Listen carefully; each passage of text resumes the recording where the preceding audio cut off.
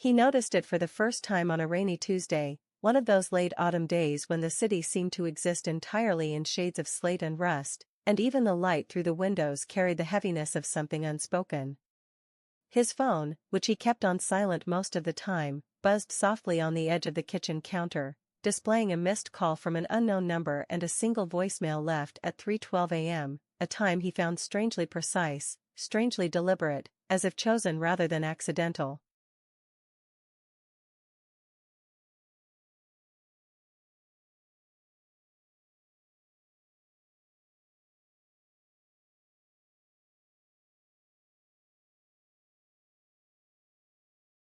He hesitated before playing it, not out of fear, but from the quiet discomfort that comes with unexpected contact in the middle of the night, the kind that suggests someone, somewhere, was in a moment of crisis while the rest of the world slept unbothered. When he finally tapped play, expecting nonsense, spam, or silence, what he heard instead was his own voice.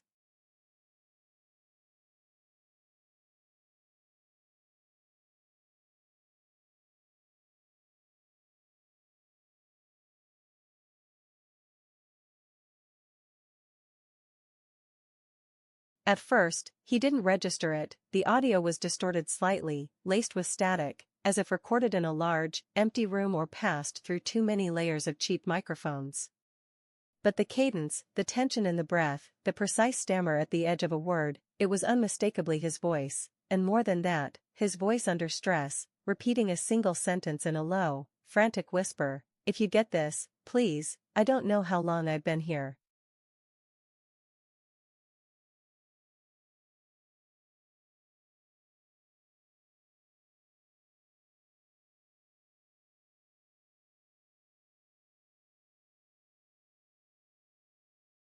The message ended abruptly, without a click, without a hang-up, like a thread cut mid-fall.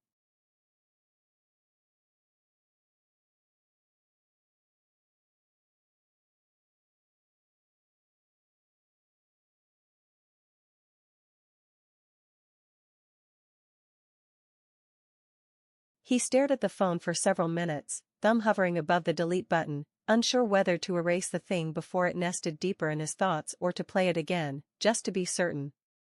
He played it again. And again.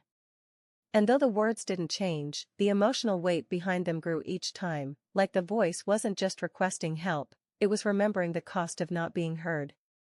He checked the number. No match in his contacts. He considered calling back, but the impulse fizzled beneath the creeping unease that maybe he hadn't missed the call, maybe he had made it.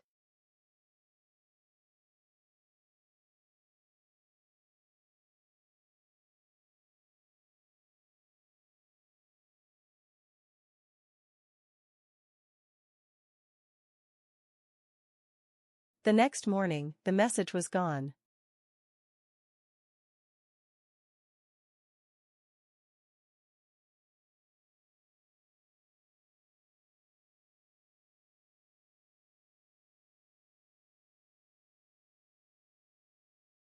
Not deleted, simply absent. No record of a voicemail at all. But that night, at exactly 3:12 a.m., another buzz. Another missed call. Another message.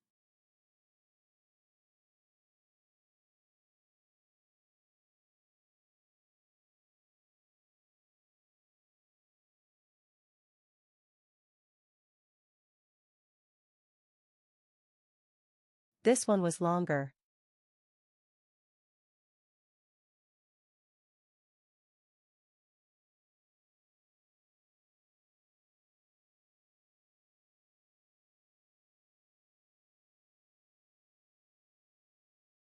Same voice. Same desperation. Now with more urgency, as if the speaker, himself, had realized the clock was ticking. "I think I'm losing parts of myself," the voice said, fractured between bursts of static. "I see myself, but it's not me, it's not, right, please, if this reaches you, remember the hallway, remember the door, I didn't open it, I swear."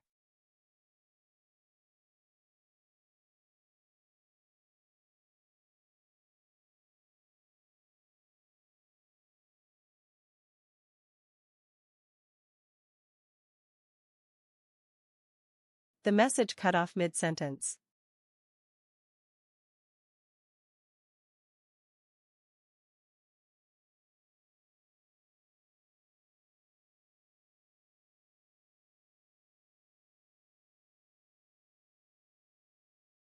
He stayed awake the rest of the night, phone clutched in his hand, watching the minutes crawl by without direction.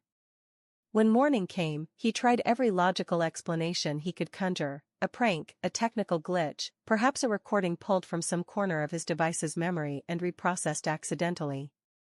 He factory reset the phone. He cleared all data. He turned it off before sleep.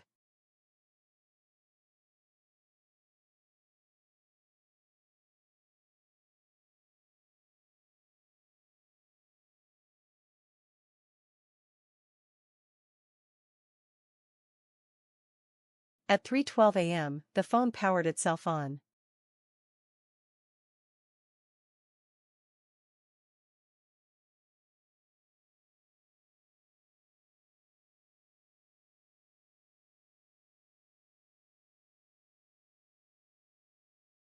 A third message waited.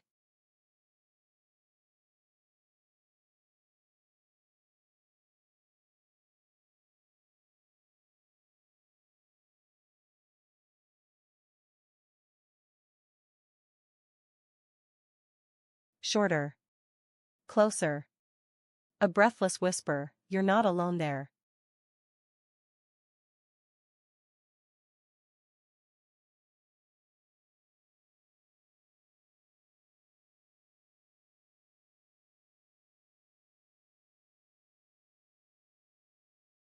Now it wasn't just the voice that resembled him, it was the tone, the internal rhythm, the pauses between syllables that matched the way he thought.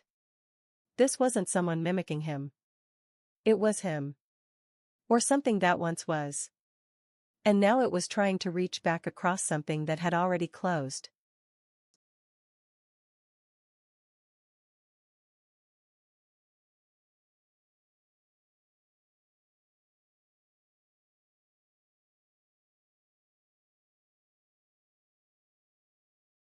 He stopped sleeping with the lights off.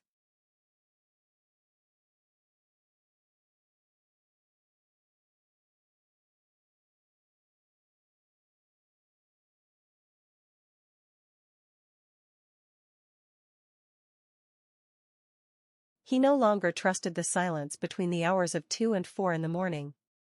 It was in that space, thin and brittle, that the messages came, always the same voice, always the same time, always with just enough variation to suggest a narrative unfolding slowly, methodically, like a thread unspooling from some unreachable reel. He tried everything he could to sever the cycle, powered off the device, changed SIM cards, even left the phone in a drawer wrapped in towels to muffle any vibration. But at 3:12 a.m., it always rang, not loudly, but with a soft, deliberate hum that resonated through the walls like a pulse beneath the architecture.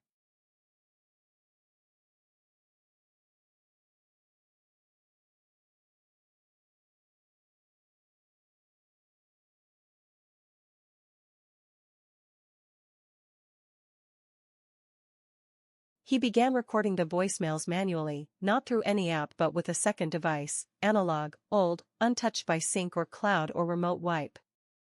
He played them back in the daylight, hoping that the voice might lose its hold under the weight of reason. But instead, in the safety of afternoon quiet, the messages sounded even more real.